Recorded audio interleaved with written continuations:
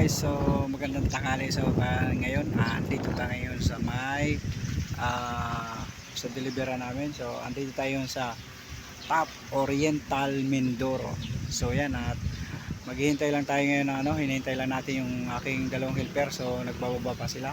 So babalik na naman tayo ngayon sa Laguna guys. So yan, mamaya sasakay na naman tayo ng barko. Update ko lang kayo. So ngayon andito tayo ngayon sa may parking ngayon. Ang lawak ng dito guys, ang view. Ang sarap dito guys, sarap yan. Ang lamig dito guys, yan. So masarap dito. So yan, tuturo ko sa inyo dito.